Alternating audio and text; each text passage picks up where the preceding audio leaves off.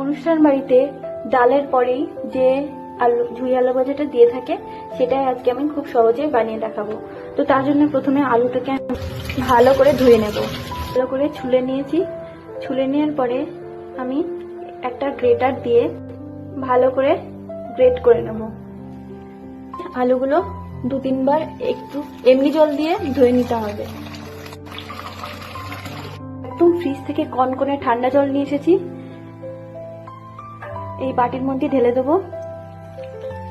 দিয়ে তারপর আমি ভালো করে যে আলুটা ধুয়ে রেখেছি ওই আলুগুলো আমি দিয়ে দেবো।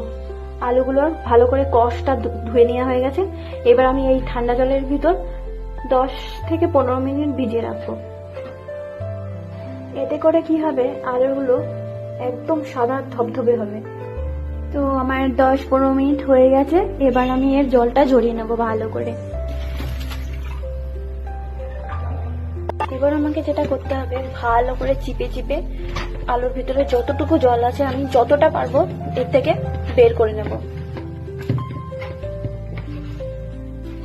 তো এরপর আমি যেটা করব, আমি দেখছিলাম যে বাইরে ভালোই রোদ্দুর ছিল, তো আমি আলুগুলোকে বাইরে একটু রোদে মেলে দেবো কিছুক্ষণের জন্য।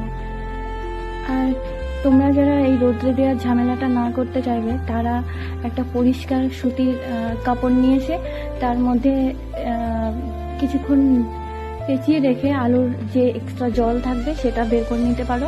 ওভাবে করলেও হবে। আর আমার মনে হলো যে আমি একটু রোদ্রে দিয়ে দিই, রোদ্রে দিলে একটু ভালো হবে। তো আর এখানে রোদটা বেশ ভালোই ছিল, তাই জন্য আমি রোদ্রে নিয়ে আসলাম। বেশিক্ষণ দেবো না, কিছুক্ষণের জন্য এখানে রেখে দেবো। ঘন্টা পর আমি আলুগুলো তুলে নিয়ে এসেছি রোদ থেকে। তো তারপরে হচ্ছে এরকম লাগছে দেখতে ঠিক। এবার আমি বাকি প্রসেসগুলো করে নেব। তার জন্য আমার লাগছে কিছু চিড়ে,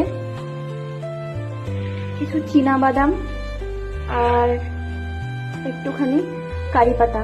এই কারি পাতাগুলোকেও আমি ভালো করে ধুয়ে হালকা রোদ্রে দিয়ে নিয়েছিলাম যাতে এর ভিতর জলটা না থাকে। আর নিয়েছিলাম আমি একটু পাঁপড়। তো যাদের ভালো লাগবে না তারা পাঁপড়টা স্কিপ করে যেতে পারো। আমার ভালো লেগেছিল যদি আমি একটু পাঁপড়ও নিয়ে নিয়েছিলাম একটু টেস্টের জন্য।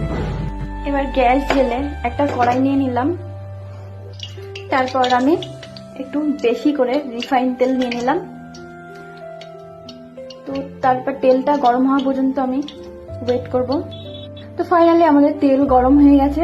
এরপর আমি সবার প্রথমে ভেজে নেব চীনা বাদামগুলো। এরকম একটা ঝাঁঝরি হাতা নিয়ে নিয়েছি তার জন্য। এবার বাদামগুলো আমি ভালো করে একটু লাল করে ভেজে তুলে নেব। ভাজা হয়ে গেছে। এবার চিড়েগুলোকে আমি ভালো করে ভেজে তুলে নেব। বেশিক্ষণ ভাজবো না, তাহলে এটা পুড়ে যাবে। খুব তাড়াতাড়ি তেলের ভিতর দিয়ে সঙ্গে সঙ্গেই তুলে নেব। এবার আমি দিয়ে দেবো কারি পাতাগুলো দিয়েও আমি বেশিক্ষণ ভাজবো না। এই আলুগুলো আমি একবারে সব দেব না, আমি 2-3 বার করে ভাজবো।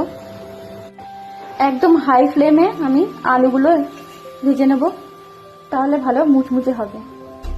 তো আমার আলুগুলো ভাজা হয়ে গেছে। এবার এগুলো আমি তুলে নামিয়ে নেব। ঠিক একইভাবে বাকি আলুগুলো আমি ভেজে নেব। এবার সব শেষে আমি ভেজে নেব পাঁপড়গুলো। পাঁপড়গুলো ভেজে নিলেই আমার মোটামুটি রেডি হয়ে যাবে ঝুরি আলু ভাজার সমস্ত কিছু ভাজা। তারপর আমি পাঁপড়গুলো একটু হাত দিয়ে ভেঙে নেব এইভাবে। এরপর একটু চাট মশলা আর একটু বিট লবণ দিয়ে মিক্স করে নিলে রেডি হয়ে যাবে একদম অনুষ্ঠান বাড়ির মতো ঝুরি আলু ভাজা। তো দেখো আমার কাছে এরকম একটা কাচের জার ছিল, তো আমি এর মধ্যে ভরে রেখে দিলাম। কি হবে, অনেক দিন এটা ভালো থাকবে আর যখন ইচ্ছা তখন বের করে নেওয়া যাবে। ডাল হোক বা সন্ধ্যাবেলা চায়ের সাথে হোক, এটা ভীষণ ভালো লাগবে।